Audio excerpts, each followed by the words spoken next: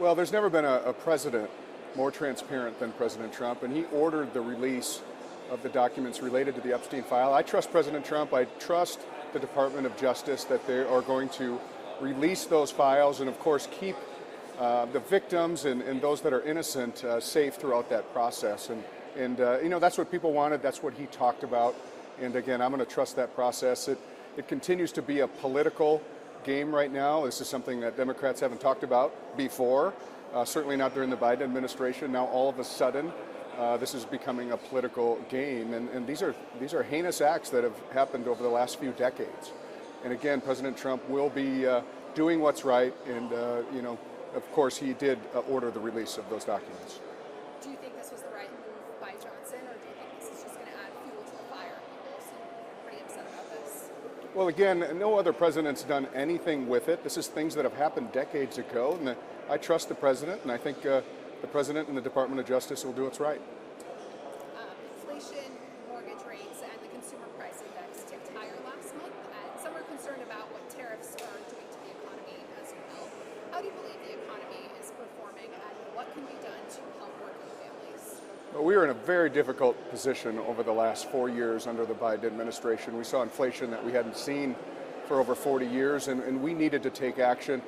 House Republicans here in the Congress have taken action with this big, beautiful bill. We'll offer jet fuel for the economy and things like the tax policy that provides certainty for businesses so that they can invest and utilize money rather than paying the government. They can take that money, invest, reindustrialize in our country. I think our economy is on the right track, and it is going to prosper here in the future. Why do you support the president's tariff policies? Well, I think the president is just negotiating, doing what's right. Other countries have taken advantage of us for many, many years. He wants us to be able to export goods, whether that's agriculture and other things. And so he's a great negotiator. We saw the success with Japan last night. He's going to continue to negotiate in a prompt way and do what's right for the businesses here in this country and reindustrialize our great country.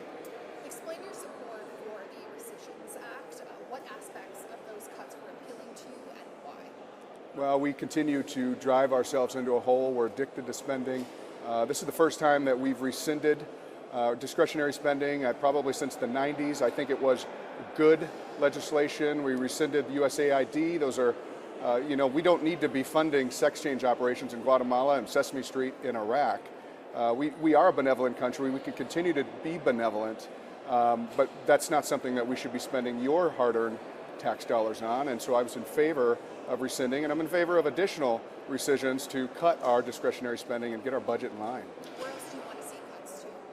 Well, we need to go line by line, and I think there's a lot of room there on the discretionary side, and we're going to continue to do that. And I think going through another reconciliation process is a good idea, working through appropriations, and I think there's going to be plenty more that we can do. What do you say to those who are critical of the Rescissions package? Well, we just don't have the money. I'm sorry, we just don't. We're spending $1.7 trillion more than we bring in, and that's driving us into a hole. It's going to add debt and giving debt to our kids and to our grandkids, and that's not what the Founding Fathers intended with our country. So we have to tighten up our bootstraps and do it in ways that are you know, compassionate, of course, and that's why I believe in protecting Medicaid, protecting all of the entitlements that we have, whether that's SNAP, making sure that we can continue to protect those that are vulnerable in this country and root out the wasteful spending on the other side, on the discretionary side. Move on to some legislation that you've been working on. You and Senator Tammy Baldwin introduced Operation End Sweep. Can you tell us a little bit more about what this is with the Vietnam Service Medal and the backstory? Well, it's really inspired by our constituent from Sturgeon Bay. It's a Navy commander, Michael Cosgrove, and you know, somebody that served our country. These are things that he was doing after the quote-unquote battle, the war ended. You know, and these are things that we need to recognize. These great people like him, and you know, Commander did such a great job. And you know, this is great to do something bipartisan with Senator Baldwin, and happy to be a part of that, honoring this great man from Sturgeon Bay. Just a couple more questions. Can you talk more about the Fire Act legislation that you introduced and just kind of walk me through what it entails? The Fire Act is great legislation. You know, I don't believe that anyone can infringe on your rights for the Second Amendment. The Constitution says that. I'm a believer in the Second Amendment, and this just really makes sure that no federal agency or local municipality can take away your rights to have a magazine and to have the things that you want to protect yourself. And again, this is legislation that just makes sure that you are not infringed on your right for the Second Amendment. We are 6 months into the Trump administration, and this is your first 6 months working within this new administration. What should we expect from Republicans over the next 6 months rounding out the first year here? Well, I think we've had just amazing success. I'm honored to be a part of the Republican House.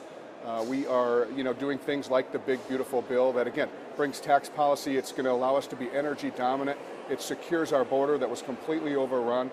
National security, making sure that we are paying our military men and women more. We're giving them a raise. So a lot of great things that are going on here in the House, and looking forward to continuing to work hard with my colleagues and continue to drive this country forward. We're here to serve Americans and do what's right to drive our economy, and I think that's what we're going to continue to do. Thank you so much. I want to thank everyone for joining us today for this virtual press conference. And I especially want to thank Heather for being here with me today also.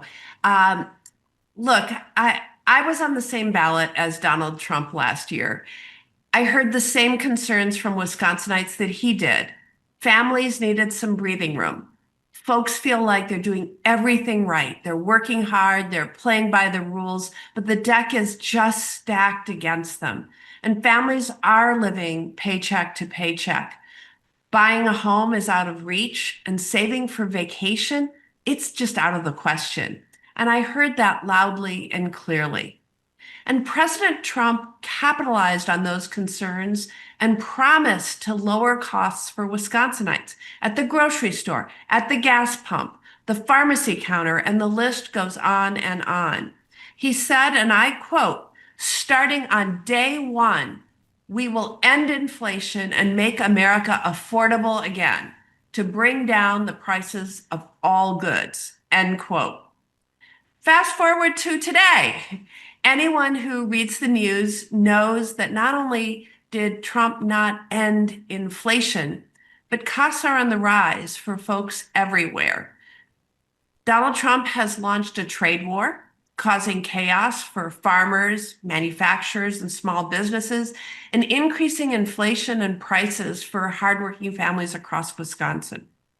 And just a few weeks ago, President Trump signed the Republicans' budget bill into law, kicking hundreds of thousands of Wisconsinites off their health care, gutting food assistance, and making life more expensive for working families. And my Republican colleagues made all of those cuts so that they could rig our tax code, which I must say was already deeply unfair for working families, and tilt it in favor of the biggest corporations and the wealthiest Americans. Simply put, Donald Trump and the Republicans right now are making life more expensive and more chaotic for working families and small businesses. Wisconsin families deserve some breathing room and deserve an agenda that works for them, not just for the wealthy and the well-connected. So alongside my colleagues, I've introduced a package of bills that will address the challenges that I hear about in every community every day, from the high cost of housing, childcare, and household goods. And I want to talk about each of those in turn. Home ownership is how you build wealth, how you grow your roots in a community you want to raise a family in, and a key part of the American dream. But right now, homes in Wisconsin are increasing at a pace that household incomes simply cannot keep up with. The median home price in Wisconsin in January of this year was over $300,000. And this means that families who work hard and love the communities that they live in are finding themselves priced out because there's simply not enough affordable options. And adding insult to injury, because of Trump's trade war, building houses will only get more expensive these days. So I've introduced legislation that would help first-time home buyers get their foot in the door and give first-time home buyers a tax cut that's worth up to 10% of a home's purchase price. Look, I'll be the first to say that we have more to do to build more homes, lower rent prices, and make sure everyone has the opportunity to live in the communities they work in. But this bill is a really great start. When families are looking at their monthly bills, one that I hear about that rivals rent or a mortgage is often the bill for childcare. And that is if they can afford it. When parents cannot find affordable care, they cannot join the workforce or go back to school to get the skills they need to land a good paying job.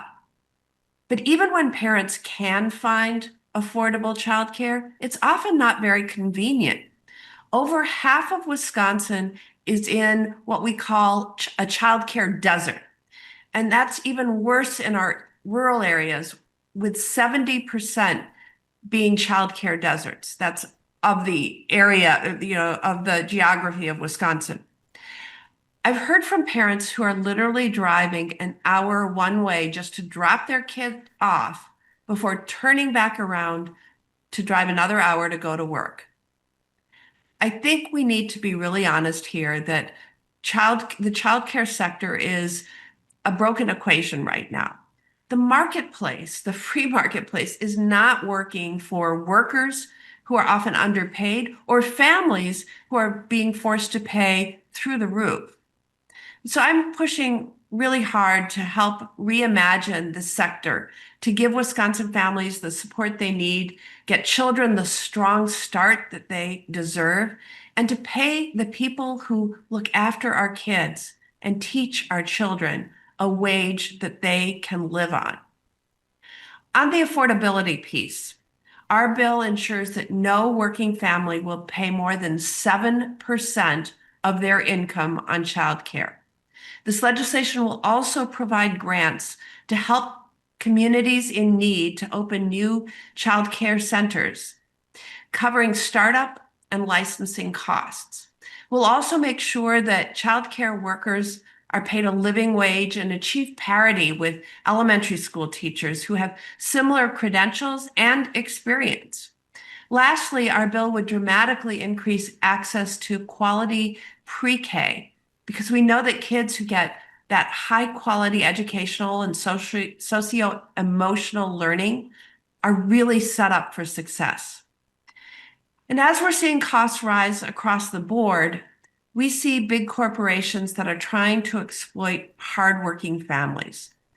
They're going to use market shocks like the trade war to jack up their prices. We've seen this before. We saw it during the pandemic, with big corporations jumping at the opportunity to increase their prices under the cover of, say, supply chain problems or some other cause.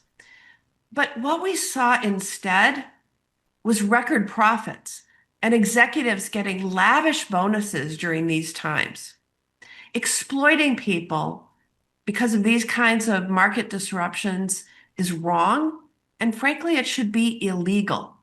And that's why I'm introducing legislation to finally crack down on the corporate greed that we're talking about, and to put a cop on the beat to help stop these big companies at the top from taking advantage of hardworking families.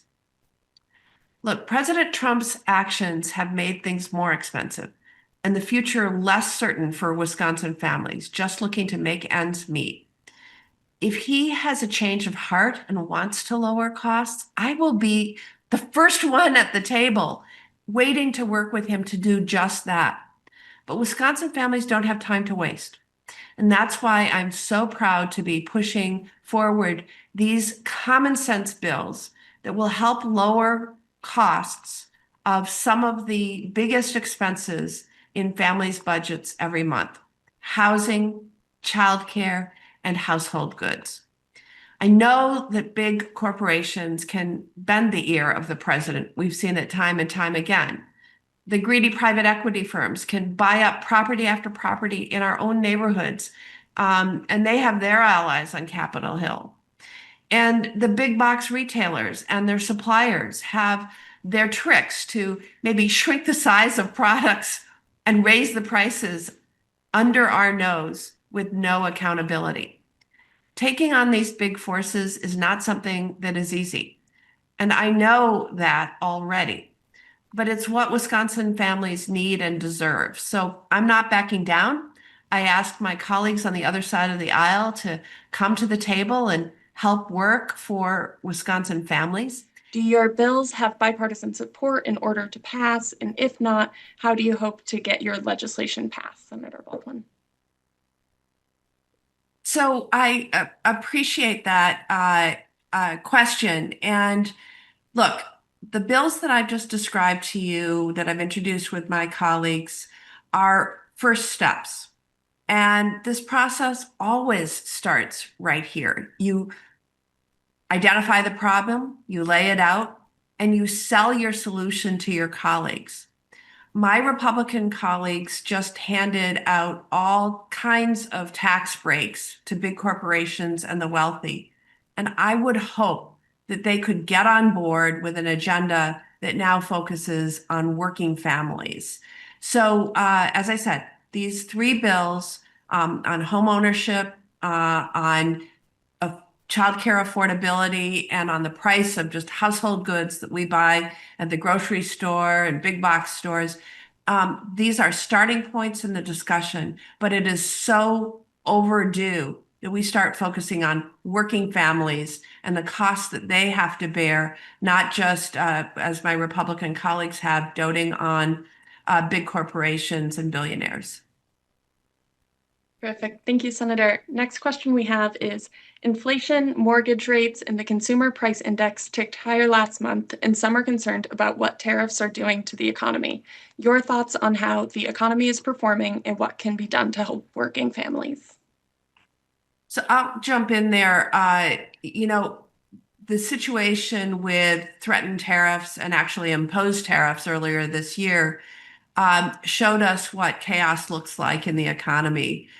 We saw a stock market free fall during Trump's first round of tariffs before he paused them. And what I want you to know is that my phone rang off the hook, hearing from farmers, manufacturers, small businesses, and just ordinary people who need to buy consumer products, household products.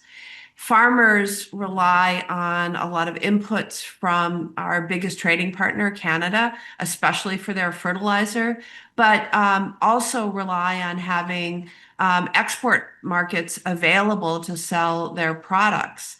All of that was thrown into uncertainty. Manufacturers who need certainty and long planning time horizons were also thrown into chaos. Small businesses, I heard from one that was ordering a product from China. They had already placed the order for the product that was an input for what they make. And Trump imposed 145% tariffs. So he was going to have to pay a tariff to collect his input that was more than the cost of the product to begin with, and had to take out a loan with a 9% interest rate from his bank. So I can tell you that when tariffs are on the table, people are dealing with the uncertainty that causes. Of course, they've been paused, and then we've seen a sort of whipsaw back and forth with regard to reinstating tariffs. Sometimes for political reasons, not even having to do with trade. By way of example, the new 50% Brazilian tariffs that are out there. So what I'm seeing is that tariffs have added a great amount of uncertainty and